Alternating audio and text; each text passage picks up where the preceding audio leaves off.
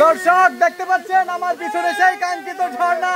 এই ঝর্ণা দেখে আমরা পুলকিত, আমরা আনন্দিত, আমরা বিমোহিত, আমরা আবেগে আপ্লুত। সাজেকের অন্যতম আকর্ষণ কমলক ঝর্ণা। এটি সাজেক ভ্যালি থেকে প্রায় 2 কিলোমিটার দক্ষিণে কংলাক পাহাড়ের দিকের ট্রেইলের পাশে অবস্থিত। দর্শক দেখতে পাচ্ছেন আমার একটা ভাই ড্রোন শুট করার জন্য গাছের উপরে উঠে পড়েছে।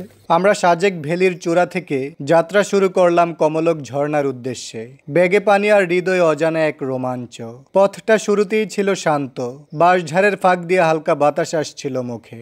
যত নিচে নামছিলাম পাহাড়ি ঢাল ততই খাড়া হয়ে উঠছিল।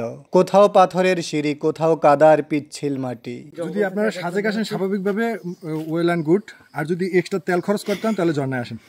প্রতিটি পদক্ষেপে যেন একটা নতুন অভিজ্ঞতা। চারপাশে সবুজে মোড়া জঙ্গল, দূরে কোথাও কোথাও পাখির ডাক শোনা যায়। মাঝপথে আমাদের আরেকটি গ্রুপের সাথে দেখা হলো, যারা ঝর্ণা থেকে ফিরছে। কি অবস্থা ভাই, আসতে ক্লান্তিটা কেমন মনে হচ্ছে?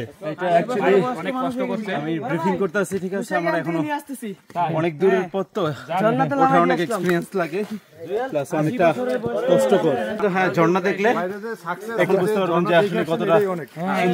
আমরা কিছু গাছের ডাল কেটে লাঠি বানিয়ে নিই আমাদের চলাচলের সুবিধার্থে। আমরা মাঝপথে কিছুক্ষণ বিশ্রাম নেওয়ার পর আবার যাত্রা শুরু করি। হাঁটার প্রায় 40 মিনিট পর বাতাসে ভেসে এলো ঠান্ডা পানির গন্ধ আর ঝরঝর শব্দ, যেন প্রকৃতির কোনো ডাক।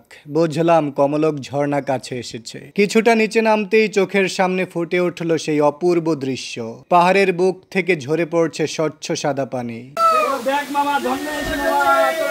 দর্শক দেখতে পাচ্ছেন আমার পিছনে সেই কাঙ্ক্ষিত ঝর্ণা।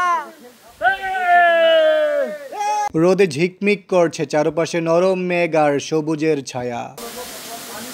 প্রিয় দর্শক, এই ঝর্ণা দেখে আমরা পুলকিত, আমরা আনন্দিত, আমরা বিমোহিত, আমরা আবেগে আপ্লুত।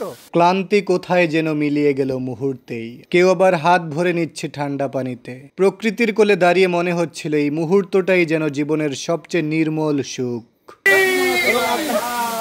আমার বন্ধু এত আত্মহারা